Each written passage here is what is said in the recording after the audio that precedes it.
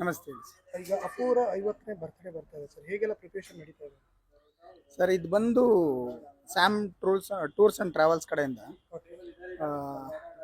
Decoration ಮಾಡೋಕ್ಕೆ ಹೇಳಿದ್ದಾರೆ. 50ನೇ ವರ್ಷದ ಇರೋದ್ರಿಂದ ಸ್ವಲ್ಪ ವಿಶೇಷವಾಗಿ ಮಾಡೋಣ ಅಂತೇಳಿ. ಮೊದಲೆಲ್ಲ ಈ ಥರ ಮಂಟಪ ಎಲ್ಲ ಮಾಡಿಲ್ಲ. ಅವರು ನಮಗೆ ಫ್ರೀಡಮ್ ಕೊಟ್ಟಿದ್ದಾರೆ.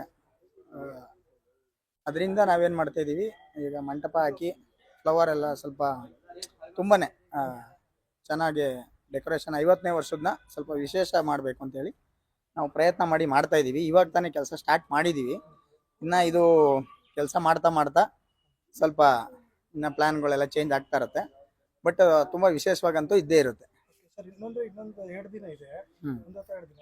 ಬಟ್ ಇವಾಗಲೇ ಪ್ರಿಪರೇಷನ್ ಮಾಡ್ತಾ ಇದ್ದೀರಾ ಅಂದರೆ ಒಂದು ದೊಡ್ಡ ಮಟ್ಟದಲ್ಲೇ ಮಾಡ್ತಾ ಇದ್ದೀರಾ ಅಂತ ಅನ್ಸುತ್ತೆ. ದೊಡ್ಡ ಮಟ್ಟ ಅನ್ನೋದಕ್ಕಿಂತ ಸ್ವಲ್ಪ ಇವಾಗ ಅವರು ಗುಡಿಯಲ್ಲಿ ಇರಬೇಕಾಗಿತ್ತು ದೇವ್ರ ಥರ. ಅದೇ ಥರ ನಾವು ಮಂಟಪದಲ್ಲಿ ಅವ್ರನ್ನ ಗುಡಿಯಲ್ಲಿ ಇಟ್ಟು ಮಂಟಪದಲ್ಲಿ ಎಲ್ಲರೂ ಮಂಟಪ ರೆಡಿ ಆಗ್ತಾ ಇದೆ. ಮಂಟಪದಲ್ಲಿ ರೆಡಿ ಇಟ್ಟು ದೇವ್ರು ಎಲ್ಲಿರ್ತಾರೆ ಹೇಳಿ, ಗುಡಿಯಲ್ಲಿ ಇರ್ತಾರಲ್ವಾ, ಅದೇ ಥರ ನಾವು ಅವ್ರನ್ನ ದೇವ್ರ ಸ್ಥಾನದಲ್ಲಿ ನೋಡೋದಕ್ಕೆ ಆಸೆ ಪಟ್ಟು ಆ ಥರ ಮಾಡ್ತಾ ಇದ್ದೀವಿ. ಇದು ಬರ್ತಾ ನೋಡೋಣ, ಇನ್ನು ಚೆನ್ನಾಗಿ ಆಗ್ತಾನೆ. ನಾವು ಸ್ವಲ್ಪ ಮಾಡ್ತಾ ಗೊತ್ತಾಗುತ್ತೆ ನಮಗೂ. ಕೆಲಸ ಪ್ಲ್ಯಾನು ಒಂದೇ ಟೈಮ್ ಮಾಡ್ಕೊಂಡು ಹೋದ್ರೂ ಗೊತ್ತಾಗಲ್ಲ. ಸ್ವಲ್ಪ ಏನು ಆ್ಯಡ್ ಮಾಡಬೇಕು, ಏನು ಮಾಡ್ತಾ ಗೊತ್ತಾಗುತ್ತೆ. ಅದರಿಂದ ಇದನ್ನ ಹೊರತುಪಡಿಸಿದ್ರೆ ಅಪ್ಪು ಅವ್ರ ಬಗ್ಗೆ ಏನು? ನಮಗೆ ಅಪ್ಪು ಅವರು ಅಂದರೆ ಯಾವಾಗಲೂ ವಿಶೇಷ, ಎಷ್ಟೋ ಜನಕ್ಕೆ ಆದರ್ಶ. ಜೊತೆಗೆ ಅವರು ಮಾಡಿರೋ ಕೆಲಸಗಳನ್ನ ಪ್ರತಿಯೊಬ್ಬರು ನೆನೆಸ್ಬೇಕು ಅಂದಾಗ, ಈ ಥರ ಕೆಲಸಗಳು ಮಾಡಿದಾಗ ಪ್ರತಿಯೊಬ್ಬರಲ್ಲೂ ಸ್ಫೂರ್ತಿ. ಅವರು ಪ್ರತಿಯೊಬ್ಬರಿಗೂ ಸ್ಫೂರ್ತಿ ಅಪ್ಪು ಅವರು. ಅದರಿಂದ ನಾವು ಸ್ವಲ್ಪ ನಮಗೆ ಸಿಕ್ಕಿರೋದನ್ನು ಅದೃಷ್ಟ ಅಂತೇಳಿ ಆ ಒಂದು ನಮಗೇನು ಸಿಕ್ಕಿದೆಯಲ್ಲ ಕೆಲಸ, ಅದನ್ನು ಸ್ವಲ್ಪ ವಿಶೇಷವಾಗಿ ಮಾಡೋಣ ಅಂತೇಳಿ ಈ ಕೆಲಸ ಮಾಡ್ತಾ ಇದ್ದೀವಿ. ಅಂದ್ರೆ ಸರ್, ಈಗ ಅವರು ಹೋಗಿ 3 ವರ್ಷ ಆಯ್ತು. ಹೌದು. ಒಂದು ರೀತಿಯ ತಡ್ಕೊಳಕ್ಕಾಗಲ್ಲ ಅಂತ ಒಂದು ರೀತಿ ನಮಗೆ ಇಲ್ಲಿ ಬಂದಾಗೆಲ್ಲ ಒಂದು ಫೀಲ್ ಕಾಡ್ತಾನೆ ಇರುತ್ತೆ. ಇವರೆಲ್ಲ ಇರ್ತಾರೆ, ಹೋಗಿದ್ದಾರೆ, ನಮ್ಮಂಥವ್ರೆಲ್ಲರೂ ಆ ಥರ. ಇಲ್ಲಿ ಸಮಾಜದಲ್ಲಿ ಎಂತೆಂಥ ಅನಾಚಾರ ಮಾಡೋರೆಲ್ಲ ಇರ್ತಾರೆ. ತುಂಬ ಒಳ್ಳೆಯವ್ರನ್ನೆಲ್ಲ ಬೇಗ ಕರ್ಕೊಂಡ್ಬಿಡ್ತಾನಲ್ಲ ಅನ್ನೋ ಫೀಲ್ ಇಲ್ಲಿ ಬಂದಾಗೆಲ್ಲ ಕಾಡ್ತಾ ಇರುತ್ತೆ ನಮಗೆ.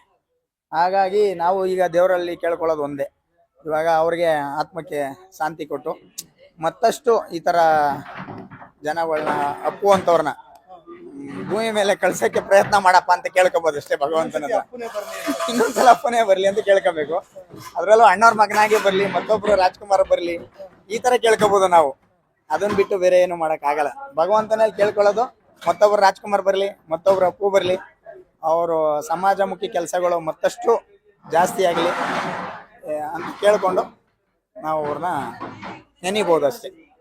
ಹೀಗೆ ಅವರು ನಿಧನರಾದ್ಮೇಲೆ ಅವರು ಸಹಾಯಗಳು ತುಂಬಾ ಹೊರಗಡೆ ಬಂತು.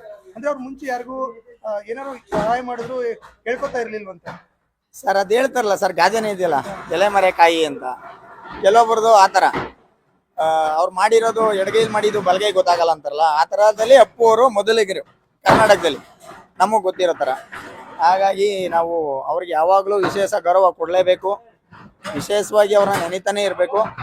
ಮತ್ತಷ್ಟು ಈ ಯೂತ್ಸ್ ಏನಿದೆಯಲ್ಲ ಅವ್ರಿಗೆಲ್ಲ ಅವ್ರನ್ನ ಆದರ್ಶವಾಗಿ ಇಟ್ಕೊಂಡು ಬಾಳಿ ಬದುಕಿ ಭೂಮಿ ಮೇಲೆ ಅಂತಲೂ ನಾವು ಹೇಳ್ಬೋದು. ನಾವು ಕೂಡ ಅದೇ ಥರ ಬದುಕೋ ಪ್ರಯತ್ನ ಮಾಡಬೇಕು.